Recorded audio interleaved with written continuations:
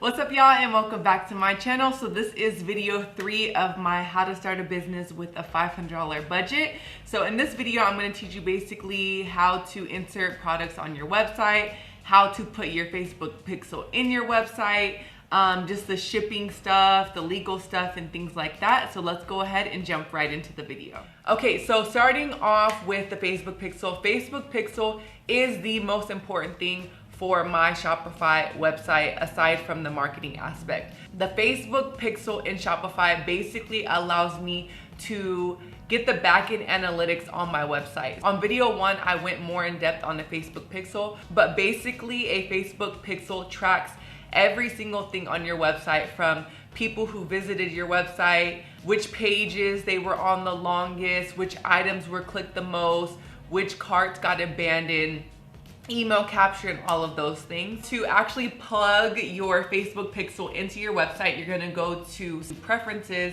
and then you're gonna scroll down and it's gonna say Facebook pixel, and then you're gonna take the Facebook pixel ID that you got directly from Facebook and put it right into your website. So once again, if you guys didn't watch video 1, super quick, super easy to get a Facebook pixel. You go to Facebook, go to your business manager, click the 3 little lines, then go to Facebook pixel. It's gonna give you the steps on how to get one, and then you're gonna just plug that right into what I just showed you. So the next thing is to add the products that I got on Shopify. So I already went into the store, I got my products, I got permission that I was able to use the photos from the manufacturer. Now it's time to put them on Shopify. So the first thing that I'm gonna do is actually click on products and add a product to the page. The first item that I'm gonna put on my website is this purple set, and I'm gonna just call it, let's say we call it the lady set. And then from there, I'm gonna go to my email because he sent me all of the pictures of all of the products and all of the specs of the products. So I'm gonna save and download each and every picture that I like so I can put it onto my website. And then from there, I'm gonna copy and paste all the specs into the description box because these things are important. Certain people are allergic to certain fabrics or don't like the way certain fabrics feel on their skin. So the way I see it as a consumer, the more information on a website, the more that I trust it, the more integrity that it has, and the more that I think that the product and the quality of the products are gonna be good. My personal opinion, that's just the way I shop. So next, I'm gonna go ahead and just put in the price. This obviously just depends on what you want to price your items at. Whenever I price my items, I always like to consider overhead costs, which is basically the subscription for the website, what I ship the items in. So if you're getting tissue paper, or you're getting cute bags, or you have any branding, marketing, any labels or anything like that, you want to go ahead and divvy up those up and then basically put that into the price of your product. I will go ahead and in video 4 or 5, I basically go through all of the branding and marketing things that I like to put into my products. General rule of thumb for me is I like to add anywhere from like $2 to $4 worth of marketing costs for each product.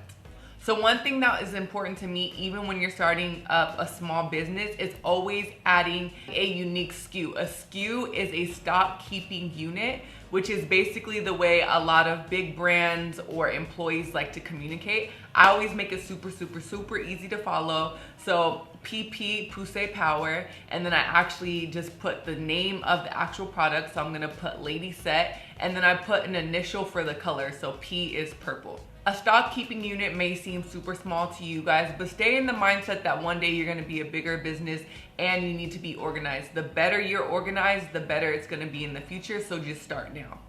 That's a little motivation for y'all, and I'm just manifesting bigger business for all of y'all watching. The next thing, obviously, you're gonna wanna put in the quantities. I bought minimal quantities on each item, so I only bought 6, so I'm gonna put the quantity at 6. And then you also want to put in the weight. When I started my business, I actually got a scale for free from USPS because they know I'm going to be shipping products. It makes their job easier if I pre-weigh the objects, or you can also get a scale on Amazon for super cheap. Then you have the important part, which is basically the variants. So variants are small, medium, large, purple, pink, blue, orange, black, white. So after I select that there are multiple variants in this item, I'm gonna have to fix the quantities and put 222 because when I bought this wholesale, the pack came in too small, too medium, too large. If you guys want more information on the sizing, I did not pick the sizing. You guys can reference to video 2. Most wholesalers have a certain way that they sell things. Oh yeah. Now, your items, do they come in 222 or 321? 321. 321. Yeah, 3 small, 2 medium. Okay. That's cool. And your sizes, once again, they come in 2 smalls, 2 mediums, and 2 larges. Okay. And I basically went down through the whole breakdown on shopping in wholesale stores in 2 videos that I will link down below and put in this video somewhere. So after I adjust the quantities, I personally always like to adjust my SKUs. Instead of putting 1, 2, 3 or ABC, which is what Shopify usually does, I like to put S for small, M for medium, and L for large. That's just something that I like to do, but to each its own.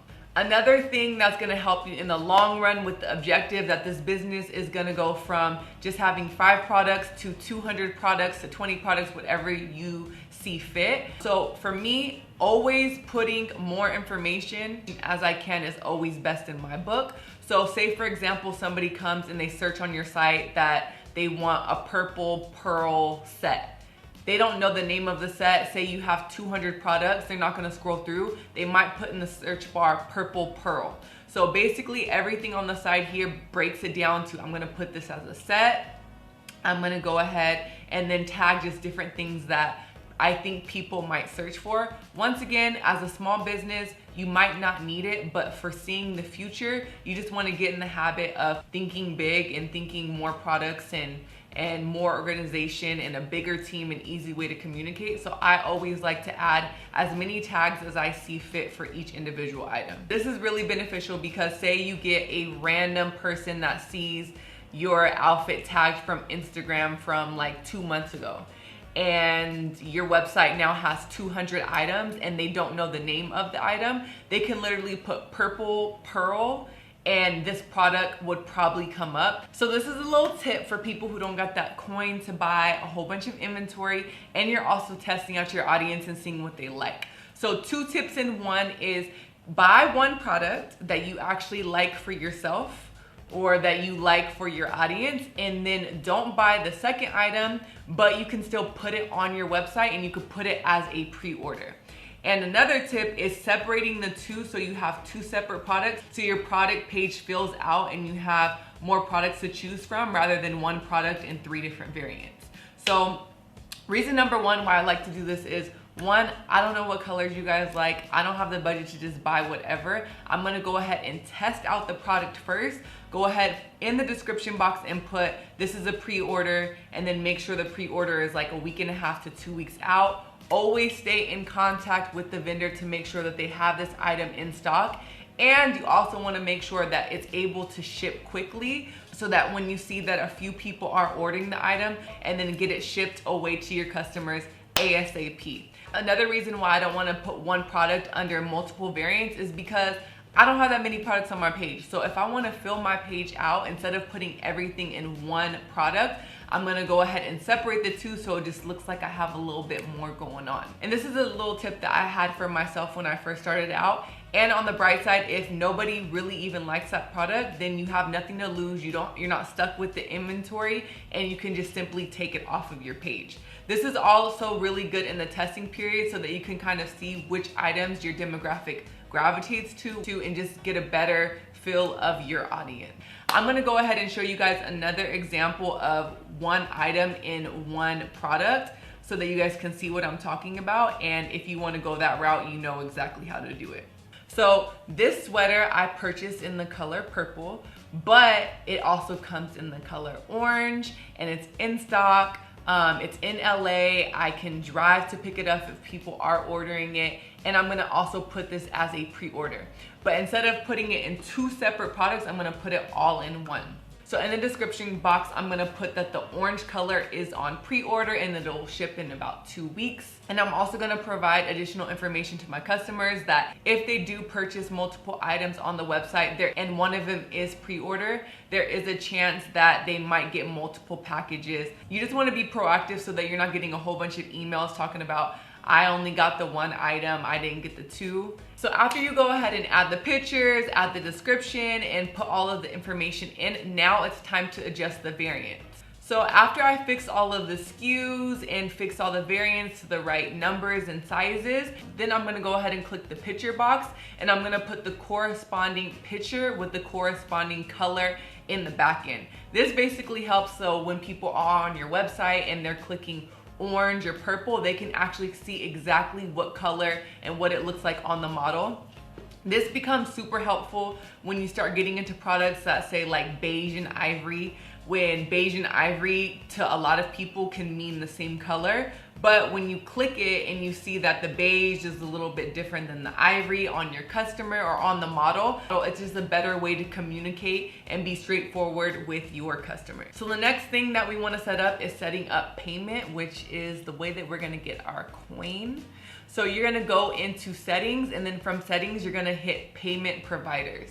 And then from there, you're gonna go ahead and click to add your information. So you're gonna add all of your information here. It's gonna ask for your EIN number, which is your employer identification number. I like to think of this as a social security number for your business and basically separates you from your actual entity. I'm not sure if that's true, but that's just what I like to think, okay? Don't take my logic as legal advice. Consult a lawyer, please. Then after you put all of your address and information in, it's gonna ask you for a brief description of what you're selling. And then from there, it's gonna provide a bank statement descriptor for you, which you can also change. This is basically what pops up of, say your customer buys something and they're like, what is this $70 cost from? And then they can just look at the description and it's gonna say Poussey Power, which is like, oh yeah, I remember I bought from da-da-da-da-da and whoop-de-whoop. And then after that, everything is set up. You can also set up your PayPal, but you're not gonna get a notification to set up the whole entire process of PayPal until you get your first order. So following up with payment, I am then going to go into shipping. Shipping is probably my personal biggest headache of e-com just because it's a lot. To set up the shipping, you're gonna go to settings, and then from there, you're gonna click shipping. And then under there, they already have presets under domestic as far as free, and they do based off of weight. Unfortunately, for me, I haven't found the sweet spot with shipping. If y'all know anything about shipping for a cheaper price or shipping tips, please let your girl know, because I feel like that area is very gray for me. I personally am gonna just set my shipping at $7 because the smallest priority package to ship is a $7 envelope. And if your customers get more than just one item and they get like a jacket or something, you're gonna have to spend like $20 on shipping. That's not fair to charge everybody else $20 for shipping. So I just do the minimum, the sweet spot of $7. And for those bulkier items, what I like to do personally is just add the shipping cost to the overall product, so that you're not adjusting the shipping for everyone. You're just adjusting that shipping for that product for the people who are buying that specific product. That was a lot of words. I hope it made sense, and I hope y'all understood me. And then if you are wanting to open up your site to international shipping, you're gonna wanna choose the countries. I only choose specific countries because in my experience, unfortunately, I've had to ship to random countries that I don't really get that much traffic from. And then I realized that there's a certain law and certain way to ship to certain countries. And then that person ends up getting their item like 40 days later, which is never a good thing to communicate via email. It's just a hot mess. So you wanna make sure that you're doing your research on countries to ship from for yourself, and depending on where you are in the world. The smallest trackable package for international shipping is $26.50. So I'm gonna go ahead and set my price at $26.50. The next thing is the legal page and the shipping and the private policy and things like that. So in order to set all of these pages up, you're gonna go to settings, and then you're gonna go to legal. Shopify provides templates for all of these different legal things that you need on your website. I like to use the template, but I like to customize it to my own because they basically make a general template so that pretty much anybody can fall under that category. But for example, I'm not selling any gas or liquids, so I can go ahead and just delete that. I'm not selling any gift cards or any software, so I can go ahead and delete that. And I can also adjust the policy to be what I want it to be. For me, I just like to use it for the verbiage and just like the basic language. Something I don't really adjust is the private policy, and I also don't really adjust the terms of service. But one thing you do need to adjust is the shipping. One of the biggest annoyances for me when it comes to shipping is when people try to do returns, or when people try to say that they returned something and then the package is lost. Unfortunately, when a customer sends something back, it is not the company's responsibility.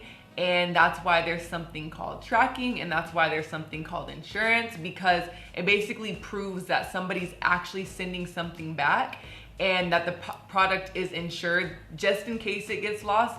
I think the insurance is anywhere from like $100 to $200 depending on which insurance that you get. The insurance is already included in the $7 for the priority or the $20 in priority that you choose from. So that is it for the basics of Shopify. In the next video, I will go ahead and show you guys how I customize my website and how I put different graphics in the website and where I get the graphics from. I hope you guys enjoyed this video, and if you guys are liking this series, please give your girl a thumbs up and don't forget to subscribe for more videos. And thank you guys so much for watching. I will see you in the next upload. Bisous!